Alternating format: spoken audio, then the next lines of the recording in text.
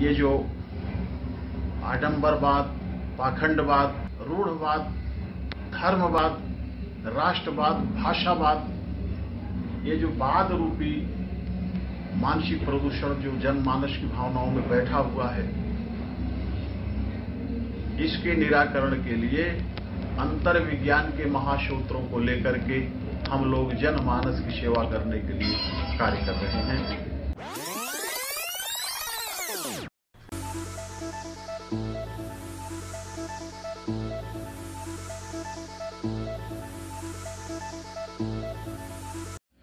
दर्शक वृंद, मैं अभी बात कर रहा हूं आध्यात्मिक के ज्ञाता, आध्यात्म जगत के ज्ञाता, जो भारत से नेपाल पधारे हुए हैं, श्री पुरुषोत्तम शुक्ला जी से। मैं दो शब्द जानना चाहूँगा सर, आप अपने बारे में दो शब्द कुछ बताएंगे? हमारे बारे में यही है मूल रूप से, ये जो आडंबरवाद, पाखंडवाद, रूढ़वाद, धर्मवाद, राष्ट्रवाद, भाषावाद, ये जो वाद रूपी मानसिक प्रदूषण जो जनमानस की भावनाओं में बैठा हुआ है, इसके निराकरण के लिए अंतर विज्ञान के महासूत्रों को लेकर के हम लोग जनमानस की सेवा करने के लिए कार्य कर रहे हैं। यही मूल परिचय हम लोगों का है। तो आप नेपाल भी पधारे हैं, भारत में आपका बहुत बड़ा योगदान रहा है। ये अंतर विज्ञान के क्षेत्र में नेपाल और भारत में क्या अंतर आप पा रहे हैं? देखिए, अंतर विज्ञान की जड़ जो है, बार बार हमको नेपाल इस नाते नेपाल की धरती खींच रही है कि बहुत सारे बड़े बड़े ऋषि, मुनि, महर्षि, ब्रह्मर्षि, राजर्षि, देवर्षियों की ये भूमि रही है, बड़े बड़े धार्मिक राजाओं की ये भूमि रही है, और बड़ी बड़ी महाशक्तियां यहां से उत्पन्न होकर के जगत में कार्य किया है। इस नाते नेपाल की तरफ हमें अग्रसित होना पड़ा। यहाँ की धरती की एनर्जी हमको खींच सकती है, और मैं आता हूं और यहाँ आने के बाद अनुभूति करता हूं। यहाँ बहुत बड़े बड़े ऋषियों ने जन्म लिया, वेदव्यास जी आए, वाल्मीकि जी आए, मतलब बहुत बड़े बड़े, विश्वामित्र जी, बहुत बड़े बड़े ऋषियों की यहाँ उत्पत्ति युग युगांतरों से होती चली आ रही है। और साथ ही साथ अगर भारत का नेतृत्व बाबा विश्वनाथ के सहयोग में तिरुपति जी कर रहे हैं, अकेले इस राष्ट्र का आध्यात्मिक नेतृत्व जो है पशुपति महाराज जी कर रहे हैं। और पशुपति और तिरुपति का ऐसा समन्वय है जहां से शिव स्वरूप के प्रकाश तत्व का उद्गम समस्त मानव जगत के प्रकरण के साथ, स्वरूपों के साथ, रूपों के साथ एक प्रकाश की एनर्जी सूर्य के रूप में जुड़ी हुई है। तो अंतर तो नहीं बता पाएंगे कि अंतर कहां तक है। अगर इसकी प्रभुता नहीं रही होती तो हम तो युगों से यहां से जुड़े हुए हैं, आज की बात ही नहीं है। अगर यह आध्यात्मिक नगरी नहीं रही होती तो अयोध्या नरेश की खोई हुई प्रतिष्ठा को नेपाल नहीं प्रकाश में लाया, जिसको हम राजा जनक के रूप में जानते हैं। कैलाशपति भगवान शंकर, देवों के जो महादेव कहे जाते थे, अगर यहाँ की गरिमा, प्रतिष्ठा और आध्यात्मिक शक्तियां अगर प्रभावशाली न रही होती तो हमें विश्वास है कि हिमालय की पुत्री, जिसको हम जगत जननी मां पार्वती कहते हैं, संबंध नहीं।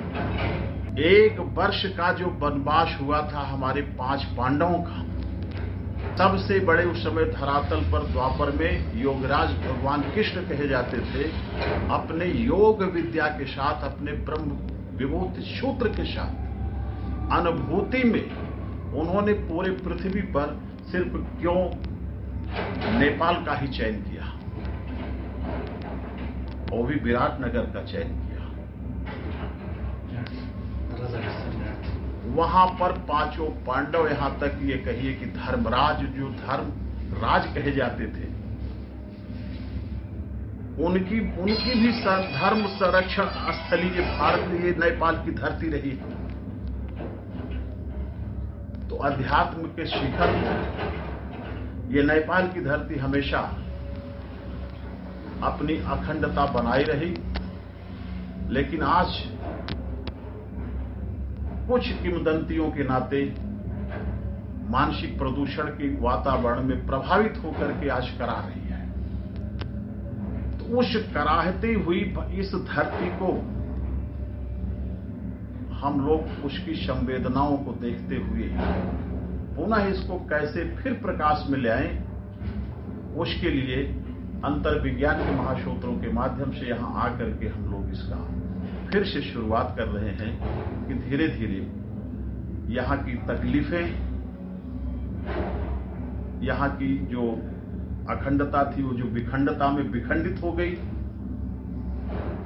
विशेष करके जैसे त्रिवेणी की उपाधि आती है यहां पर, हमारे यहां त्रिवेणी को कहा जाता है जहां तीन धाराएं एक साथ आकर के जुड़े। यह नेपाल जब तक तीनों धाराओं के एक संगम में निवास करता था तब तक ये धार्मिक आध्यात्मिकता से पोषित मानी जाती थी धरती। जब तीनों में विखंडन हो गया, तीनों धाराएं अलग अलग बहना शुरू कर दी, कहीं मधेश की बात आने लगी, कहीं तराई की बात आने लगी, कहीं पहाड़ की बात आने लगी। पहाड़ अपने ढंग से राग अलाप रहा है, तराई अपने ढंग से अलाप रहा है और मधेश अपने ढंग से अलाप रहा है। जब तीनों तीन धाराओं की तरफ बह गए तो इसकी अखंडता शून्यता में प्रवेश हो गई और यहां पर आध्यात्मिकता का लोप होना शुरू हो गया और विखंडता का एक तांडव का दृश्य यहां पर उत्पन्न होना शुरू हुआ। तो पुनः तीनों एक सूत्र में फिर बंधें और पुनः यहां प्रकाश का उद्गम हो, आध्यात्मिक सूत्र से लोगों की भावनाएं बंधें और धीरे धीरे यह राष्ट्र विश्व की तरफ बढ़े। जैसे अपनी गरिमा विश्व में कायम किया था यह राष्ट्र, वैसे फिर ये पूरे विश्व में अपनी गरिमा को कायम करे। इसके लिए जो है हम लोग अक्सर यहां आकर के लोगों को जगाने के लिए काम कर रहे हैं। अभी तो लॉकडाउन के पहले हमारा एक यहाँ कार्यक्रम हुआ था नवलपरासी में, 3 दिवसीय कार्यक्रम हुआ था और तीनों दिवसीय कार्यक्रम में नेपाल का उत्थान कैसे हो, इसी का जो है मंथन मंच से 3 दिन लगातार होता रहा। एक और प्रश्न आ रहा है, संक्षिप्त में हम जानना चाहेंगे। जैसे आपने मानसिक प्रदूषण की बात की और हमारे यहाँ भी इससे प्रदूषित होकर ही ये लोग बट रहे हैं और सभी क्षेत्र में बटे हुए हैं, तो क्या इसको मिलाने का काम हिंदू धर्म के माध्यम से किया जा सकता है? इसको मिलाने के लिए हम सनातन धर्म से जरूर जोड़ सकते हैं। सनातन धर्म जी, सनातन धर्म एक ऐसी पृष्ठभूमि है जहां से कि हिंदू का भी जन्म हुआ, जहां से मुस्लिम का भी जन्म हुआ, जहां से सिख का, ईसाई, सबकी जननी जो है हमारा सनातन धर्म है। जी, जब ये सनातन धर्म की पृष्ठभूमि का पुनः प्रकाश में जब इसको हम अवतरण करेंगे तब ये सिद्ध होगा कि जैसे एक पृष्ठभूमि सनातन धर्म से ये हमारे इतने बड़े परिवार बने, नाती पोते बने, जब उनको ये ज्ञान हो जाएगा कि हमारी उत्पत्ति सनातन धर्म से ही हुई है, जिस दिन ये ज्ञान हो जाएगा उस दिन ये तीनों धाराएं भी चिंतन करना शुरू करेगी कि पहाड़ी भी नेपाली है, तराई भी नेपाली है और मधेश भी नेपाली है। जब सर्व व्यक्ति इस सीमा के अंदर रहने वाला अपने को नेपाली सिद्ध करेगा तो अपने आप ये तीनों शाखाएं सूत्र में बदलना शुरू हो जाएंगी। इसके लिए इसका नेतृत्व करना होगा, आध्यात्मिक महासूत्रों को जोड़ करके उनके बीच में इस चीज को पुनः याद दिलाना होगा कि तुम पहाड़ी व्यक्तिगत हो सकते हो, लेकिन राष्ट्र के उत्थान के लिए तराई, मधेश और पहाड़ तीनों एक हो, सब नेपाली। जी, बहुत बहुत धन्यवाद आपका।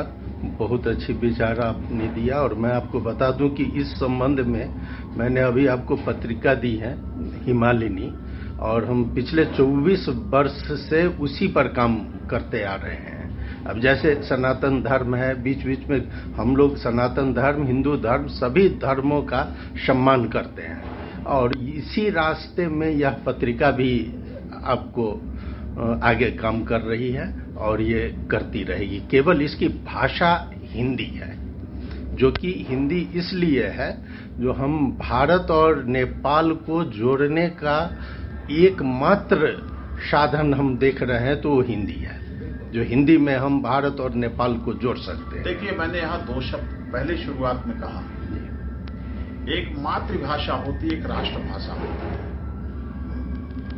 मातृभाषा में हम नेपाली भाषा कह सकते हैं, लेकिन राष्ट्रभाषा जिस दिन ये घोषित हो गई, यहाँ की राष्ट्रभाषा हमारी हिंदी है, हम तीनों एक हो जाएंगे। राष्ट्रभाषा हो चाहे संपर्क भाषा हो, संपर्क के रूप में ही भाषा विकसित होती है। मातृभाषा तो वास्तव में नेपाली है, नेपाली राष्ट्र, वो तो ठीक है, ये मातृभाषा है जी, वो हमारी मातृभाषा है जी, लेकिन राष्ट्र के उत्थान को आगे ले जाने में जी, जब तक हम करोड़ों करोड़ों करोड़ों करोड़ों अरबों भावनाओं से नहीं जुड़ेंगे, जी, अरबों भावनाओं से हम तभी जुड़ेंगे जब हम इसको हिंदी भाषा का पूर्णतः अपने अंदर समावेश रखेंगे। हम राष्ट्रीय भाषा को मान करके जब इसको चलेंगे तो अनन्य भाषा जो अनन्य करोड़ों करोड़ों अरबों अरबों लोग जो इस भाषा को प्रयोग में ले रहे हैं, तब आज जो हम आपको नेपाली के रूप में देख रहे हैं, तब राष्ट्रभाषा हिंदी के रूप में आपको देखेंगे।